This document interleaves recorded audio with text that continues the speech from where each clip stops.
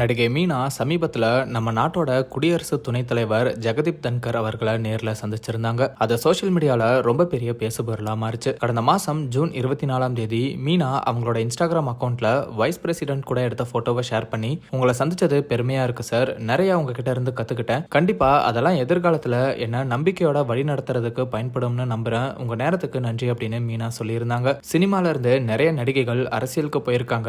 அந்த வகையில மீனாவும் இப்ப அரசியல்ல கிளம்புறாங்க போறாங்களோ அப்படிங்கிற கேள்வி எல்லார் மத்தியிலையும் எழுந்துச்சு. இது மட்டும் இல்லாம மீனா பிஜேபியில தான் இணைய போறாங்கன்னு அவங்களுக்கு மத்திய அமைச்சர் பதவி அளிக்கப்பட இருக்கிறதாகவும் நிறைய செய்திகள் வெளியாச்சு. இந்த விஷயம் சோசியல் மீடியால ஒரு சலசலப்பை ஏற்படுத்துச்சுன்னு தான் சொல்லணும். 3 வருஷத்துக்கு முன்னாடி மீனாவோட கணவர் வித்யாசாகர் நுரையீரல் தொற்று காரணமா உயிரிழந்தாரு. அவர் இறந்த சில மாசங்கள்லயே மீனா 2வது கல்யாணம் பண்ணிக்க போறதா தகவல் வெளியாச்சு. ஆனா மீனா அது எதுவும் உண்மையில வெறும் வதந்தின்னு பதிலளிச்சிருந்தாங்க. இந்த சர்ச்சை முடியறதுக்குள்ளேயே மீனாக்கும் எல்முருகனுக்கும் தொடர்பு இருக்கிறதா சில செய்திகள் வெளியாச்சு. பிரதமர் மோடி டெல்லியில இருக்கிற அமைச்சர் எல்முருகன் வீட்டுல பொங்கல் விழாவை கொண்டாடி இருந்தாரு. அந்த விழாவில் மீனாவும் கலந்துக்கிட்டாங்க. இந்த செலிப்ரேஷன் வீடியோ வெளியாகவே அதுல மீனா இருக்கிறத பார்த்த பலரும் மீனாக்கும் பிஜேபிக்கும் என்ன தொடர்பு, அவங்க எல்முருகன் வீட்டுல இருக்காங்கன்னு கேள்விகளை கேட்க தொடங்கிட்டாங்க. திருச்சி சூர்யாவும் எல்முருகனுக்கு ஒரு நடிகை கூட தொடர்பு இருக்குன்னு பேசி சர்ச்சை ஏற்படுத்தி இருந்தாரு. அதை தொடர்ந்து மீனா அமைச்சர் எல்முருகன் வீட்டுல நடந்த பொங்கல் விழாவில் கலந்துக்கவே மீனா தான் அந்த நடிகைன்னு சோசியல் மீடியால செய்திகள் பரவ தொடங்குச்சு. மீனாவும் இந்த மாதிரியான வதந்திகளுக்கு பதிலடி கொடுக்கிற விதமா, நம்மள வெறுக்கிறவங்க